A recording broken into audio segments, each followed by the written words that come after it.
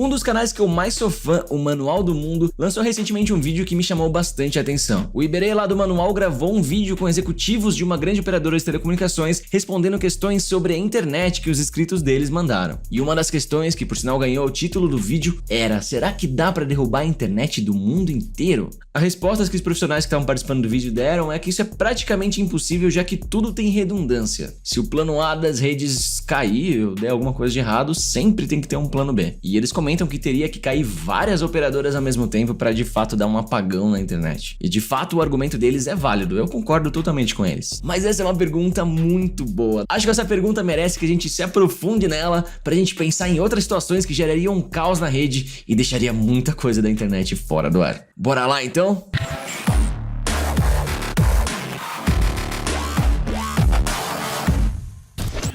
Olá, seja muito bem-vindo, eu sou Gabriel Pato, eu sou hacker ético, trabalho caçando vulnerabilidades em empresas por aí, e você tá no canal que reúne a galera que ama tecnologia e hacking. E antes da gente ir pro nosso assunto do dia, eu tenho uma mensagem bem bacana pra compartilhar com vocês. 2020 tá quase aí e virada de ano é um momento que eu valorizo muito. É aquele momento da gente olhar pra trás, ver os altos e baixos e se preparar pra começar um novo ciclo com força total. A HostGator convidou a mim e a vários outros youtubers de tecnologia a darmos nosso principal conselho pra vocês aí que vivem de tecnologia pra que 2020 seja ainda mais incrível. Então, bora lá. Você já percebeu como o mercado de tecnologia muda rápido? Toda hora tem novas tecnologias, novas linguagens, novos frameworks, novos componentes de infraestrutura. Como é que a gente faz para ser um bom profissional? Como é que a gente se destaca? O meu conselho é, diante desse mar de novidades constantes, o negócio é mergulhar com tudo mesmo. Experimentar essas novidades como se fosse algo normal, algo do nosso cotidiano mesmo. E principalmente, como algo que é divertido. Você já deve ter visto como é fácil virar a noite inteira jogando um jogo sem nem perceber que as horas estão passando, né? Pois é, praticar as novas tecnologias, experimentar as novidades tem que ser tão prazeroso e divertido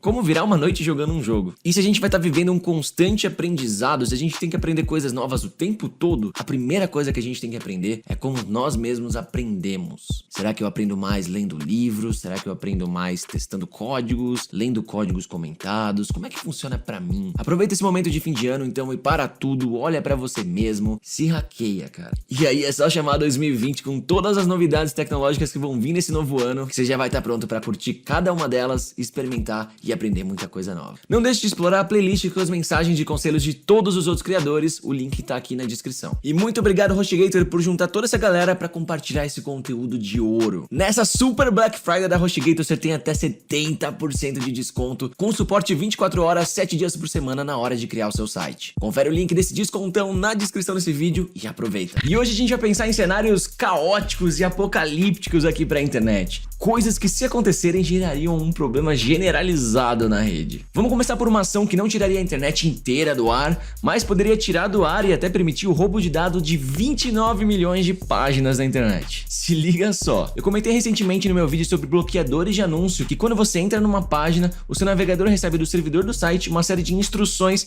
que vão orientar seu navegador a como ele deve desenhar aquela página pra você. Aliás, se você não viu esse vídeo, ele tá bem bacana, vou deixar o link na descrição e também no card. Entre essas instruções recebidas pelo seu navegador, tem algumas referências a scripts e a recursos que estão localizados em outros servidores, alguns deles de outras empresas, e que são coisas que o site que você está acessando quer fazer uso. Então, em caso de scripts, o seu navegador vai lá no outro servidor dessa outra empresa, faz o download desse script que está sendo solicitado pela página que você está acessando e executa esse script no contexto dessa página. Um exemplo desses scripts externos amplamente usados é o agente do Google Analytics. Google Analytics é uma solução para donos de sites poderem medir como os visitantes estão usando o seu site. Ele é realmente muito bom, ele é extremamente útil para saber quantos visitantes tem no momento, onde eles estão clicando mais, o que eles estão buscando nos buscadores para descobrir o seu site. São vários insights realmente muito úteis. E ele é um produto gratuito, apesar de existir uma outra versão com um pouco mais de recursos, que essa sim é paga. Segundo a empresa BuiltWith, que analisa aí o uso de ferramentas e de tecnologias por páginas da internet, eles já encontraram mais de 29 milhões de páginas usando o Google Analytics. E olha só, dos 1 milhão de sites mais acessados da internet, 630 mil estão usando o Google Analytics. E entre os 10 mil websites mais bem ranqueados na internet, 83% tá usando o Google Analytics. A presença dos caras é surreal. E para instalar o Google Analytics, para começar a usar o Google Analytics na sua página, o dono do site precisa colocar um trecho de código que é fornecido pela Google no site dele. Esse código faz com que o navegador do usuário carregue e execute um script da Google enquanto esse usuário está navegando nesse site. E é esse script que foi carregado de um servidor da Google na página em questão que vai ali medir o uso desse usuário nesse site e fornecer ao Google Analytics essas métricas da navegação dele. E é nesse ponto de execução de um script da Google nas páginas que o nosso cenário de caos tem início. Se alguém mal intencionado conseguisse mudar esse código do agente do Google Analytics lá nos servidores da Google, isso geraria um caos em 29 milhões de páginas na internet. E ele poderia fazer o que bem entender nesse contexto das páginas que estão usando o Google Analytics. Ele poderia redirecionar todos os usuários para uma página que ele quisesse, por exemplo. E o que é pior, ele teria acesso à navegação desse usuário nessa página em questão. Ele poderia ficar ali bem silencioso,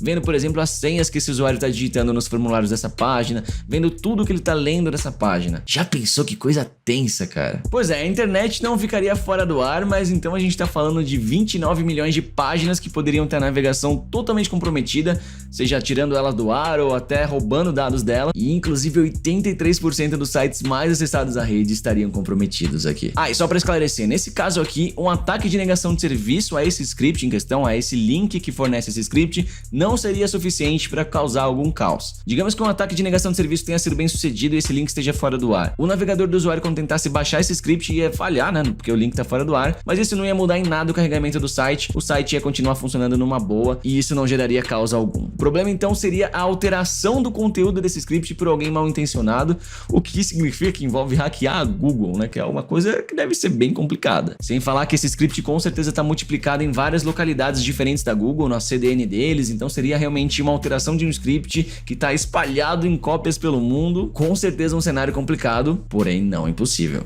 E é importante comentar aqui de um recurso que está presente nos navegadores hoje em dia, chamado Sub-Resource Integrity. Ele verifica a integridade desses recursos que estão sendo carregados de servidores de terceiros por meio de uma assinatura que o dono do site tem que ter colocado que ele espera que esses arquivos tenham. E aí, nesse caso, se os arquivos que estão sendo carregados de outros servidores estiverem manipulados, estiverem alterados, o navegador ignora e não executa eles. Só que esse recurso não é usado pelo Google Analytics. A Google não fornece assinatura de integridade, o hash desse arquivo deles, para os donos de sites implementarem a verificação de integridade, porque esse é um produto em constante evolução. O código do agente do Google Analytics muda toda hora e toda vez que eles lançassem um update nesse código, a integração existente nos 29 milhões de sites cairia, quebraria, não ia mais rolar o carregamento do Google Analytics e todos os donos do site iam ter que atualizar a chave de integridade. Seria inviável para muitas empresas que usam o Google Analytics por aí, então a Google não adotou esse recurso. Beleza, mas eu sei que você aí curtiu um caos ainda maior, né? Então bora tacar mais fogo no parquinho e pensar num cenário ainda mais caótico aqui. E para projetar um cenário bem tenso que pode acontecer no futuro, vamos olhar para o passado e ver umas coisas bem complicadas que já aconteceram. Em outubro de 2016, a empresa Dyn sofreu 3 ataques de negação de serviços seguidos aí no mesmo dia. Esse ataque estava vindo de vários dispositivos IoT que foram infectados e passaram a fazer parte de uma botnet. E esse ataque até hoje é tido como um dos maiores ataques da história. A estrutura da Dyn ficou extremamente instável e chegou a cair em vários momentos durante um período de aproximadamente 10 horas. Eu sei que o nome da empresa Dyn não é muito popular entre os usuários aí finais, né? Que é uma empresa que está sempre nos bastidores da infraestrutura, mas eles são bem grandes e cuidavam dos servidores DNS de vários clientes fortes por aí. Inclusive a Dyn foi adquirida pela Oracle. O ponto da questão aqui é, os servidores da Dyn caiu o serviço de DNS de vários serviços grandes por aí. Você sabe que serviços ficaram fora do ar por conta desse ataque que a Dyn sofreu? São umas empresinhas aí, uns sites pouco acessados, como a Airbnb, a Amazon, a PSN, Xbox Live, PayPal, Twitter, Reddit, Spotify, Tumblr e Netflix.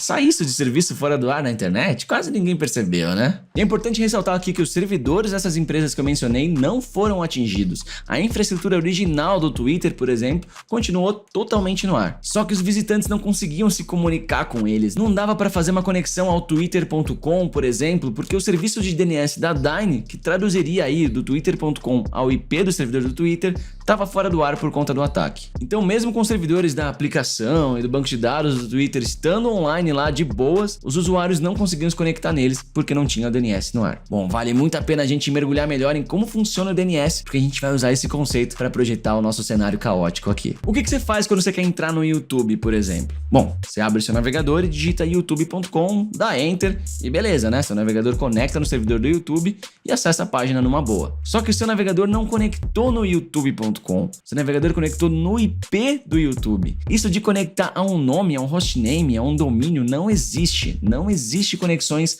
a nomes numa rede. Toda conexão é a um endereço IP, nunca a um nome. Mas espera aí, a gente só teve que digitar youtube.com e dar um Enter. Onde é que entra o IP do servidor do YouTube nessa história? Como é que nosso sistema operacional descobriu o IP do YouTube para conseguir fazer essa conexão, hein? Pois é, essa tradução de youtube.com para o endereço IP do YouTube foi feita graças ao DNS. Vamos ver em detalhes como é que funciona essa tradução então.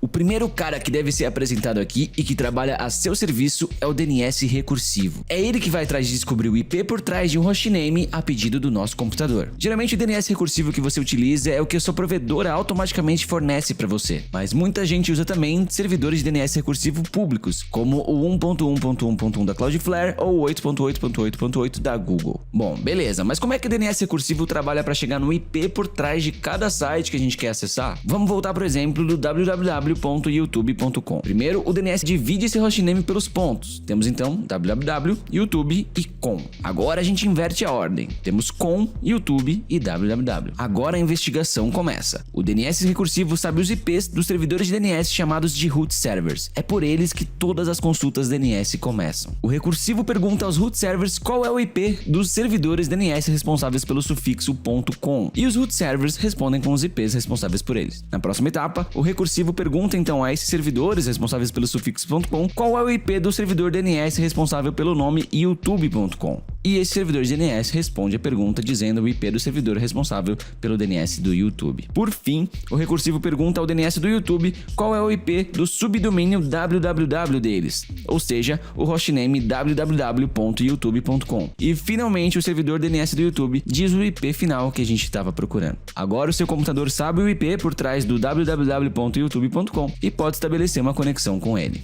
Então agora a gente pode finalmente ir para a nossa nova projeção de cenário de caos na internet. Eu falei que o começo de todo o processo de se descobrir aí, de se consultar qual é o IP por trás de um hostname, é se comunicar com os root servers, né? Mas e se os root servers estiverem fora do ar, hein? Meu amigo, isso seria um verdadeiro caos. Não daria para se conectar a nenhum site, a nenhum hostname, a menos que você saiba o IP direto de um site. Eu duvido que alguém aí saiba o IP de algum site de cabeça, né? E ainda assim, muitas aplicações quebrariam porque elas dependem de alguns hostnames, tipo, se elas conectam um banco de dados dela usando o hostname desse banco de dados, essa conexão poderia quebrar também. Seria um caos e tanto, cara. Se os root servers caírem, seria muito improvável que você encontre alguma coisa funcionando na internet. Também seria um baita caos atacar um nível abaixo dos root servers, os servidores DNS responsáveis pelas TLDs, por sufixos de domínios. Se eles caírem, daria para, por exemplo, tirar do ar todos os sites com sufixo .com.br, ou sei lá, poderia derrubar todos os sites com sufixo .com, também seria um baita de um caos. Só de pensar que o ataque à Dyne que eu comentei foi nesse nível aqui de hierarquia do DNS e já causou tudo que causou, imagina o caos se cair os níveis acima deles. Mas claro que derrubar uma infraestrutura dos root servers é bem complicado. Os root servers são operados por 12 organizações diferentes e totalizam mais de 1000 localidades com servidores aí compondo essa rede deles. É muita coisa mesmo. A NASA e o Departamento de Defesa dos Estados Unidos estão entre essas 12 organizações, pra você ver que o bagulho é louco aqui. E a infraestrutura tem um baita preparo pra aguentar essa responsa aí de manter um serviço tão fundamental para a existência da internet hoje. Eles têm muita banda disponível e, como eu falei, são mais de 1000 servidores. E mesmo derrubando os root servers, o cache das consultas que já foram realizadas por eles ainda se manteria vivo por algumas horas ou até dias, o que faria com que alguns sites continuassem funcionando até esse cache expirar. Mas apesar dos caras estarem aí prontos pra guerra com uma baita infra, a preocupação deles caírem é real. Inclusive, em agosto desse ano, a organização por trás dos root servers divulgou um documento em que eles mencionam o ataque de negação de serviço como uma ameaça válida, algo que eles certamente se preocupam. E se você quiser saber um pouco mais sobre ataque de negação de serviço, eu já fiz um vídeo sobre isso aqui no canal, tá aqui no card e na descrição, confere lá que tá bem legal. E a cada dia a gente tem ataques de negação de serviço ainda mais poderosos, né? Tem registros aí de um ataque de negação de serviço que chegou a 1.7 terabits por segundo, cara, é muita coisa. Mesmo que você tenha uma baita infraestrutura, quando você vê 1.7 terabits caindo na tua rede, meu amigo, deve fazer qualquer sysadmin dar uma boa tremida, né? E aí, você curtiu o assunto de hoje? Já parou pra pensar em algum cenário de caos na internet? E o que será que as pessoas fariam se isso acontecesse algum dia e a internet ficasse fora do ar por boas horas ou dias, hein? Diz aí pra mim o que você tá pensando nos comentários. Não esquece de deixar aquele like pra fortalecer o vídeo, isso me ajuda demais. E de se inscrever no canal e habilitar as notificações. Cola também lá no meu Instagram, é @GabrielPato, e na página do Facebook, em facebook.com/GabePato. Tô te esperando por lá. Espero que você tenha curtido o vídeo de hoje, muito obrigado mesmo por ter visto esse vídeo até aqui, e a gente se vê numa próxima, hein? Até lá!